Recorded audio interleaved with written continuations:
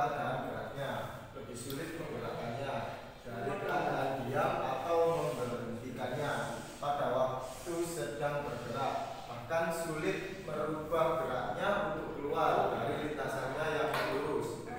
Sebuah truk misalnya akan memiliki inersia yang lebih besar jika dibandingkan dengan sebuah mobil sedan, dan truk itu lebih sulit untuk dipercepat ataupun diperlambat geraknya dalam satuan SI. Satuan massa adalah kilogram atau kg.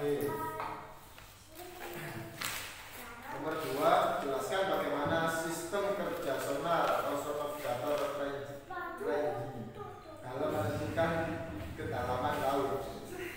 Sonar pasif adalah sistem sonar yang dibuat pertama kali. Sistem sonar pasif lebih sederhana dari sistem sonar aktif karena dia nggak mengirim sinyal atau gelombang suara.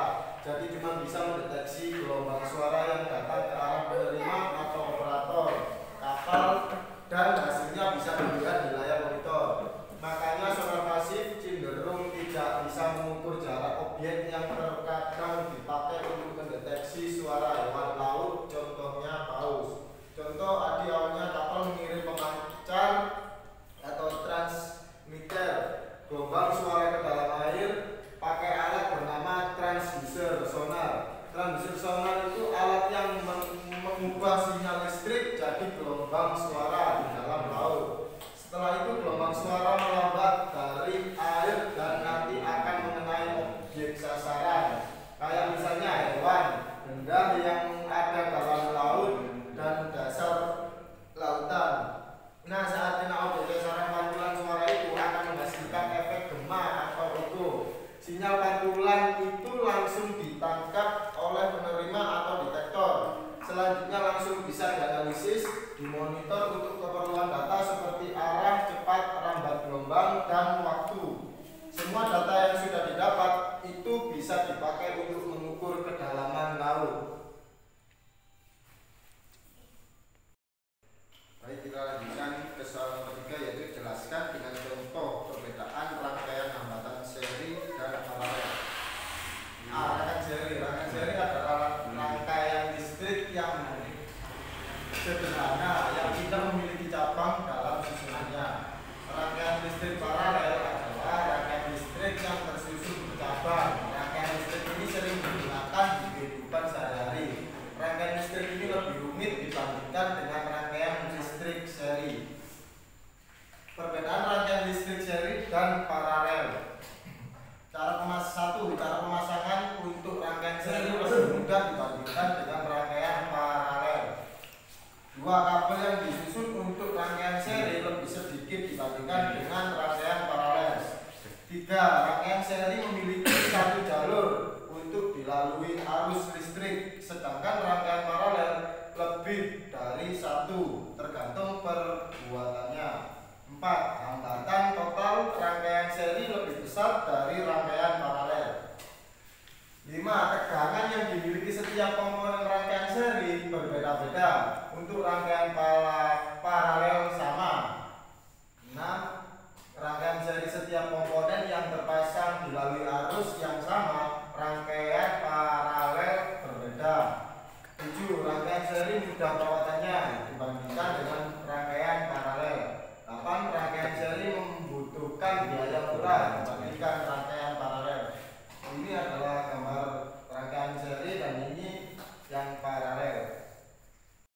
Dan ke soal nomor 4, yaitu jelaskan bagaimana penerapan induksi elektromagnetik pada transformator dan generator. Induksi elektromagnetik adalah peristiwa timbulnya arus listrik akibat adanya perubahan flux magnetik. Flux magnetik adalah banyaknya garis gaya magnet yang menembus suatu bidang. Generator adalah alat untuk mengubah energi mekanik menjadi energi listrik.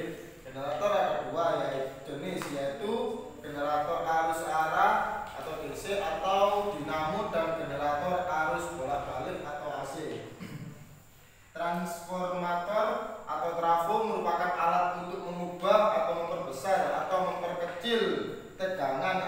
berdasarkan prinsip induksi elektromagnetik, yaitu memindahkan energi listrik secara induksi melalui kumparan primer ke kumparan sekunder. Trafo menimbulkan GDL pada kumparan sekunder karena medan magnet yang berubah-ubah akibat aliran arus listrik bolak-balik pada kumparan primer yang diinduksikan oleh besi lunak ke dalam kumparan sekunder.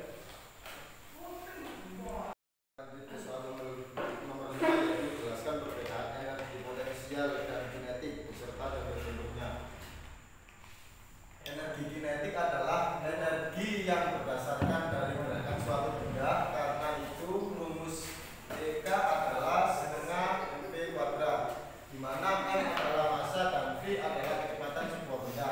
Sedangkan energi potensial adalah energi yang disimpan oleh suatu benda yang dapat dikeluarkan di waktu yang tepat dengan rumus m kali g kali h.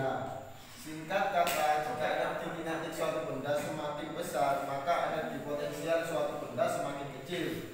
Berlaku sebaliknya. Karena itu dibuat rumus M sama dengan IP plus IK, atau di mana energi mekanik konstan. Contoh dari energi kinetik adalah energi gerak. Terima kasih. Jawaban ini adalah jawaban soal fisika dari saya. Assalamualaikum warahmatullahi wabarakatuh.